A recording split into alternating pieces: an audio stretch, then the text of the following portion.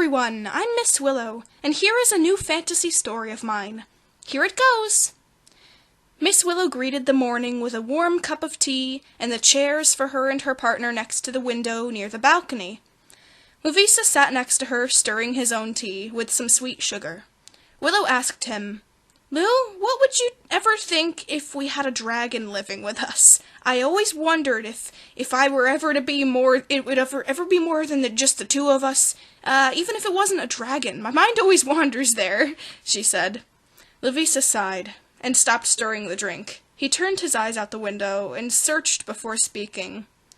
"Well, for one thing, Willow, I don't know if we'd have room for a dragon." He stopped and just looked at the table, as if he needed to say more but couldn't think of how to put his thoughts into the right words.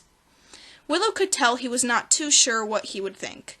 She loved it being the two of them in the tower, and so did he, but she felt like there was something missing in some way. She spoke. "Well, I don't know if it's this, but after Hemlock let me fly with him in the sky, I realized how incredible it would be to have a dragon friend to go on adventures with, just like my childhood dreams. It's not every day one's great friends with a dragon that also loves going on adventures, it seems." Louvisa flapped his wings, a bit irritated. "I have wings! I can fly!" Jealousy took over him just for a second, but he understood how she felt. "Well, I do admit, I was quite jealous of your time with Hemlock, but it does seem pretty neat to me to have the chance to fly a dragon. Well, like I said, I don't know if we'd have space for a dragon to live with us. Anyways, doesn't Hemlock live in his forest?" Willow nodded her head. "You're right. It's just a hypothetical situation," she said. "Well, I'll be off to explore a bit. Maybe drop by some cool gemstones I found to Hemlock to look at," she said. Louvisa smiled. "Have fun!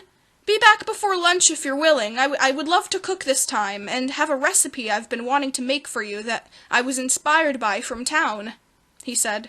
Willow agreed. "Aw, thank you! Won't be long, don't worry. Feel free to join me," she replied. She threw on her coat and left the tower, with her journal, a bag of small jewels and treasures she found for Hemlock, and an apple as a possible snack later.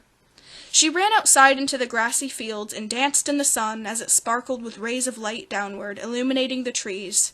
The autumn leaves swayed with many colors, and the sunlight from the forests beamed through in different colored lights as they passed through yellow leaves. Willow neared the forest where Hemlock usually guarded.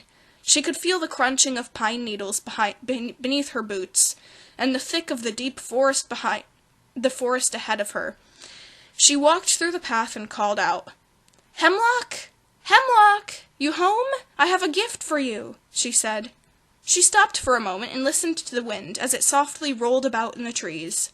She waited a couple of seconds and heard no reply. She walked further into the forest and followed the trail until she met the boulder which Hemlock likes to rest nearby in his bed of orange pine needles. She approached it and peeked around the side. There, lying on the ground curled up, was Hemlock. She ran over and put a hand on his scaly paw. "Hemlock, I've been looking for you. I wanted to say hello and bring you these." She reached into her bag and held out a handful of small treasures for her friend. Hemlock raised his head and smiled. "Willow, that is very kind of you. I do have to deny them for now, actually. I'm a bit down at the time."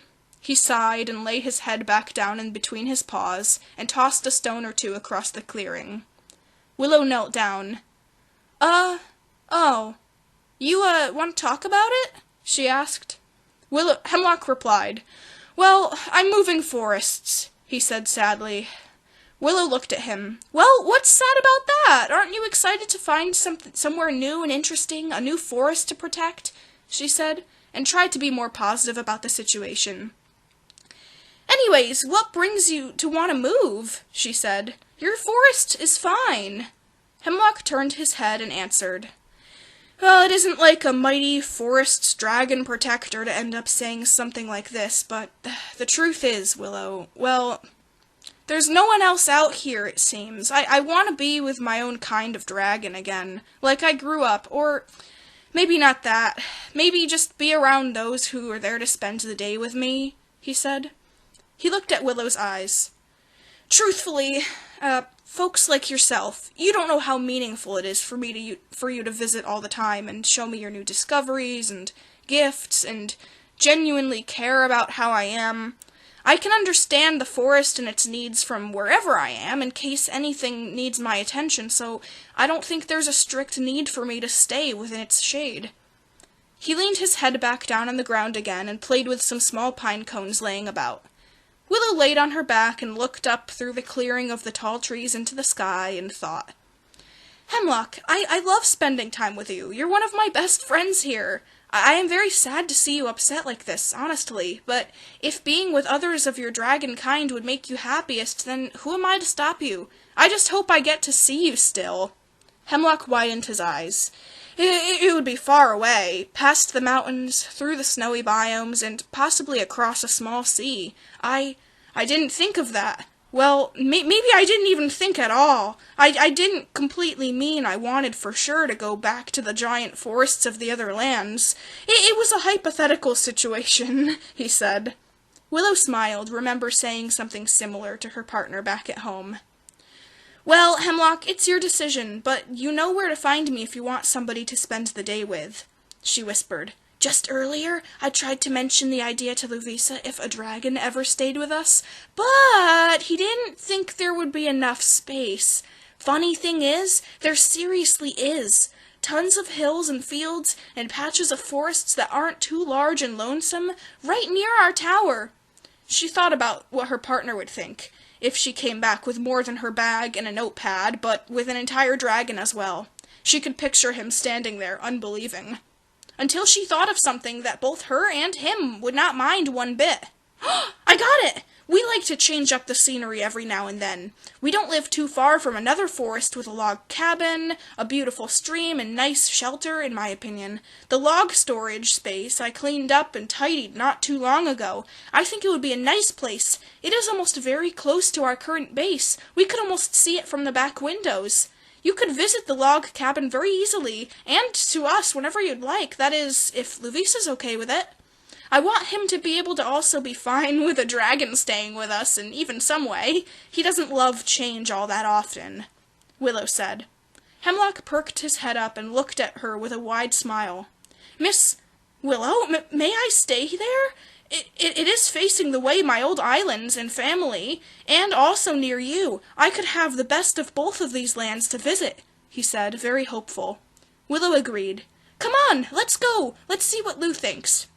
Hemlock leaned to one side so that Willow could climb up onto his back, and once she held on tightly, he raised his massive wings and took carefully to the skies, looking back occasionally to see where Willow pointed to get them to her tower, and her partner to meet Hemlock. This was the first time for him to actually meet him, other than seeing him occasionally. Willow was excited to be able to see a possible bond between them. There! Right on that hill is the tower, she said. Hemlock landed on the grass and watched as Willow walked inside, and eventually returning with both Louvisa as well as a large plate full of colorful and delicious-looking food. Louvisa stopped in his tracks. Hun, you actually brought a whole dragon home, didn't you? Didn't you? He said and giggled. He walked up to the creature and looked far upwards to meet its face, as the dragon was very tall. He spoke. Willow tells me your name is Hemlock. I've heard lots of good things about you. I'm Louvisa, he said, trying to make polite conversation with the dragon he was wondering if was going to stay. He held out his hand for a handshake, but then almost pulled his hand back as he realized the dragon's hand was almost as big as his entire body. Hemlock took two of his claws and shook his hand politely. Hello, Louvisa, you must be Willow's partner. Very nice wings you have. I might be a little jealous. Hemlock spoke. Louvisa smiled and relaxed his feathery wings a bit more. He was nervous, but started to find a fondness of Hemlock. Hemlock spoke again. I came here because I had become a bit lonesome in my forest, and was about to go to lands far away where there would be other dragons, but Willow mentioned a place that you two have, not too far of a walk from here, that I could stay, closer to both you and my family on the other side of the water. We wanted to make sure you were okay with a dragon moving in. Louvisa looked behind the tower and spotted the forest where the cabin sat nestled. He thought for a moment, and then came to his decision. Well, I did say I didn't think there would be enough space here, but I didn't think about the cabin. The cabin is quite lonely, and to be honest, I like Hemlock already. I didn't say I didn't want to have a dragon here. I was just a little skeptical, Willow. You like to jump right into big change, unlike myself. I'm very honored that you two cared for my opinion as well. Of course Hemlock can stay, Louvisa said. Hemlock smiled greatly and jumped in place with excitement. Willow ran up to him and hugged the large plates of scales on Hemlock's neck as the dragon bent its head down and smiled at her. They were happy as ever. Louvisa walked over and put a hand on Willow's shoulder. I made lunch already. This is a recipe with lots of baked vegetables, spices, and more, all mixed around together. Want to go eat? He asked. Hemlock suddenly leaned forward and sniffed the food in the tray. His eyes got large and he sat now, more politely.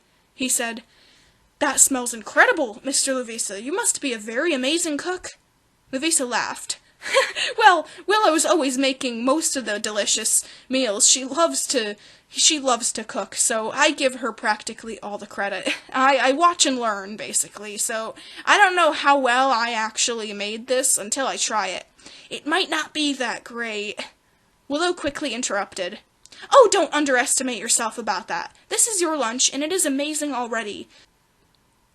And I wasn't even here to help you make it, so I say you should be proud, and take what he's saying as a compliment. Willow smiled and tried to encourage her partner to be able to be proud of something he made and to be confident with it, more than he was giving himself credit for. Louvisa smiled. Well, thank you. I did make far too much for just the two of us now, didn't I? He looked up at their new dragon friend. Would you like to join us for this meal? He asked Hemlock. Hemlock was very grateful to have the two of them in his life now, who shared with him and helped him out and were friends. He was extremely excited to live much closer to the two of them, where he could have friends on one side of where he was and family further off, but on the other side.